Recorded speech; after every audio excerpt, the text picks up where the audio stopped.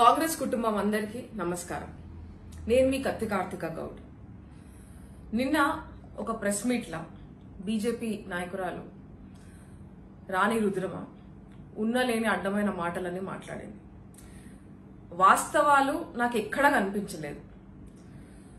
కాంగ్రెస్ తరఫున అమ్మ తల్లి రుద్రమదేవి ఒక మాట నేను అడుగుదాం అనుకుంటున్నా. మళ్ళీ నువ్వు టీఆర్ఎస్ టీ న్యూస్ ప్రోడక్ట్ కావా? ఆడ స్క్రిప్ట్లు చదవడం బాగా అలవాటు చేసుకున్నాను, రాజకీయాలలో వచ్చినావు. ఇప్పుడు బీజేపీ స్క్రిప్ట్ చదివి తెలంగాణ ప్రజలని ఆల్రెడీ బీజేపీ ఆగం చేసింది, టీఆర్ఎస్ ఆగం చేసింది. ఇంకా నువ్వు అవలపాన చేస్తే మాత్రం అది మంచిగా ఉండదని హెచ్చరిక చేస్తున్నాను. సరే, మొదటి అంశం ఏమన్నావు? కాంగ్రెస్ ఇంకా టీఆర్ఎస్ దోస్తులా? ఏమన్నా దిమాక్ ఉండి మాట్లాడుతున్నావు, లేకపోతే దిమాక్ సడ్కాయించి మాట్లాడుతున్నావు? ఎండలు కూడా కొడతలేవు, మళ్ళీ ఎందుకు సడ్కాయించిందో నాకు అర్థమైతలేదు. తెలంగాణ కోసము తెలంగాణ ఉద్యమం చేసినప్పుడు తెలంగాణ బిడ్డల ఆత్మ బలిదానాలు అవుతుంటే అక్కడ కూర్చున్న మా తల్లి సోనియమ్మ పిల్లలు ఆగమవుతున్నారని పార్టీ గురించి కూడా ఆలోచించలేదు. తెలంగాణ ఇచ్చింది మనకి. టీఆర్ఎస్ ఇప్పుడు మన ముఖ్యమంత్రి గారు కేసీఆర్ గారు మొట్టమొదటి సీఎంని దళితుడిని చేస్తానన్నాడు. తెలంగాణకి కాపల కుక్కలేకుండా అన్నాడు. తర్వాత ఆ అమ్మని ఆడపిల్ల అయిన నేను చెంపలేసుకుంటున్నా, నోరు కూడా తెలిసి అట్లాంటి మాట మాట్లాడను. అట్లాంటి గలీజ్ మాటలు మాట్లాడిన నీచుడు. ఆయనతోనే మాకు దోస్తిగా.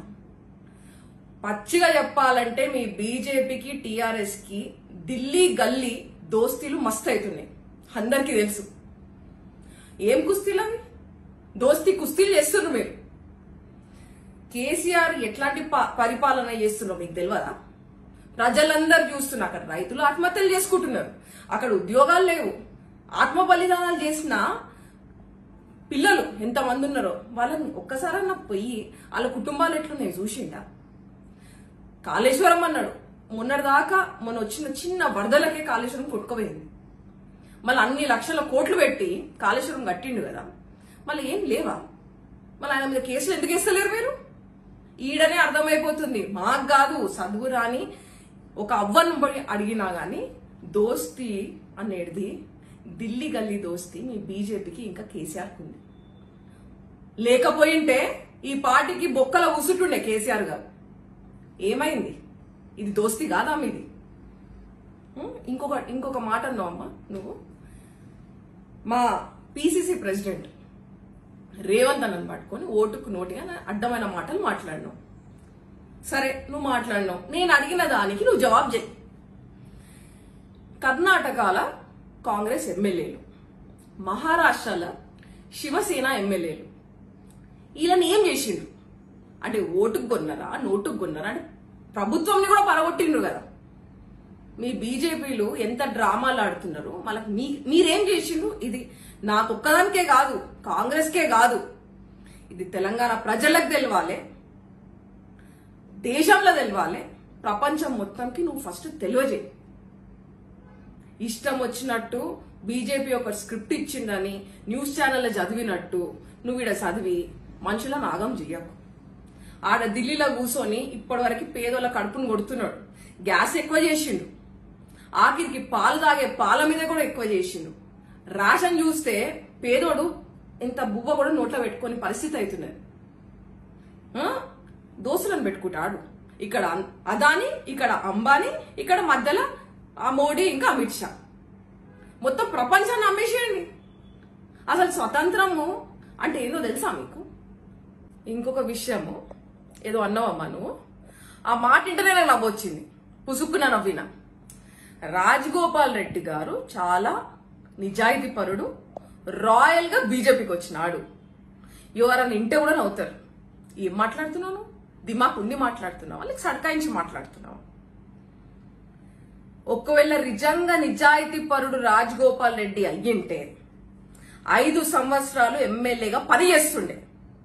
ప్రజలు ఆయనకి నమ్మి ఓటేసి కాంగ్రెస్ క్యాడరే గాని, మునుగోడు ప్రజలే గాని ఆయన ఓటు వేసినందుకు ఇంకా 2 సంవత్సరాలు కూడా సేవ చేసి పోయేడుండే. ఎందుకు పోయింది ఇప్పుడు? పైసా కాశపడి పోలేదా? మీరు ఇచ్చిన కాంట్రాక్ట్లకు పోలేదా? మీరు చేసే బట్టెబాజ్ చాతలకి బట్టెబాజ్ వాళ్ళందరూ పోతున్నారు.